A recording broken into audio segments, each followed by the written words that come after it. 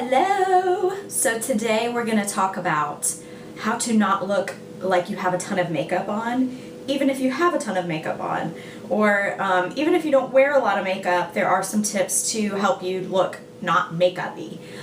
Sometimes you'll see people and you're like, whoa, that's a lot of face makeup. Hang on, I gotta close this door. That's looking a little...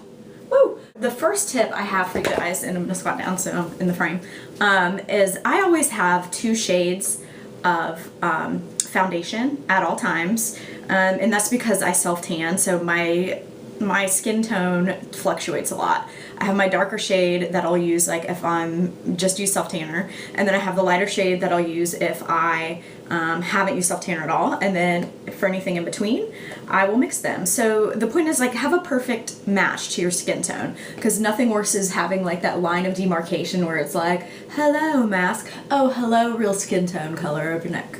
Yeah, it's not attractive. So match your skin tone, even if that means buying 2 different shades and combining them. And as far as applying your makeup, I have fallen in love with the Beauty Blender, which is like this little sponge, and how it works is you wet it and then you stipple your makeup on. And I've used it with, of course, with liquid foundation, but I've actually also used it with powder, and it works. It's crazy. But it's awesome. It's seriously awesome. And it comes smaller. This one's bigger because it has some water left in it because I used it not too long ago. But it comes smaller like this, and then when it gets water in it, it gets bigger like this. And then I love the other end. It says to use it like for concealer and stuff like that, or like hard to reach places like around your nose, which is great.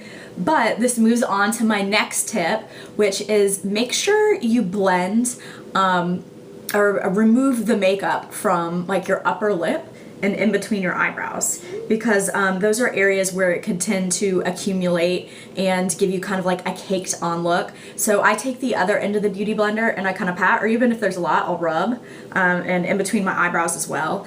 And so that'll kind of get rid of like that caked up makeup-y look in those areas that tend to have maybe a little bit more hair, so it'll kind of hold on to the makeup and make it look kind of crazy.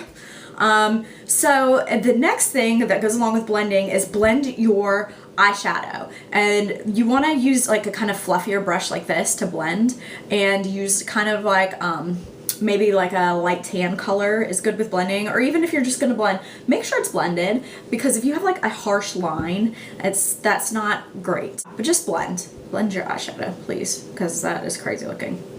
And then my last tip is to use some sort of finishing spray. This one, because I'm oily, this is Urban Decay De-Slick.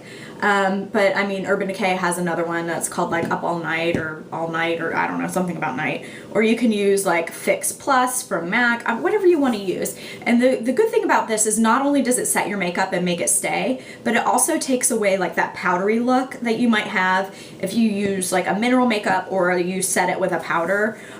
It will take away and give you more of like a dewy, natural look. And so you're not looking like cake face.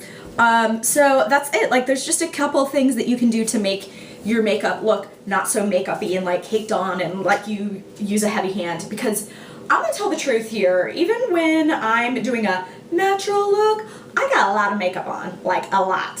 So I try to do these little tips just to try to keep myself looking more natural and not like, woo, hey makeup.